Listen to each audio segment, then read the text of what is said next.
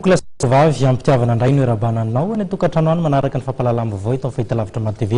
amin'izao takariva avy hatrany dia asainay ianao anaraka ny amitsika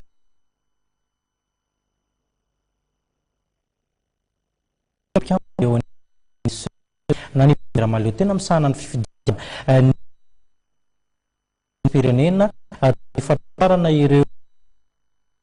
reto amin'ny tany sy ny firenena zay ihany koa ny fatapatapanjirina ny délestage ny fitaovana samihafa izay simba teraka reny no lafim-baovao entina amintsika satria ny andro afaraka ny fanambarateo dia manasanao zany zay anaraka hatramin'ny farany fampahalalam-baovao eto amin'ny fahitalavitra ma TV mijoro modely ho an'ireo tompona andraiky mpanjakana mbola tsy nahavita ny fanambaram-panana ireo mpikambana ao anatin'ny seni na ny voamera maleo tena ny sahana ny fifidianana tetsy anivon'ny fitsarana avy mbola lampanorenana tetsy anosy nanatanterahana izy ireo izany ary nanambara moa ny filohan'ity vovonana ity Andriamatoa Rakotomanana fa voatondro ny lalàna araka ny tokony ho izy ny fanaovana azy ity voadidiny lalàna zany araka ny fanazavana toy izao ny fanazavana hoentina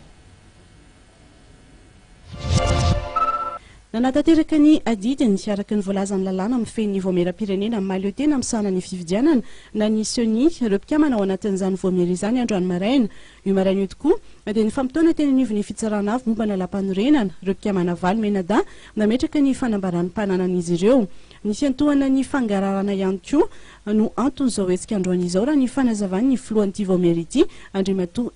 Rakotomanana tsy hoe te hipetraka ho modely fa zavatra voafaritry ny lalàna le izy dia zay zavatra voafaritry ny lalàna moa natao ajaina dia manaja an'izay zavatra zay zay ny faharoa ny seni koa zany dia miantoka fangaraharaana sy mangataka fangaraharaana dia marika ny fangaraharaana koa zany le fandehanana maketo manao déclaration de patrimoine zay ngambany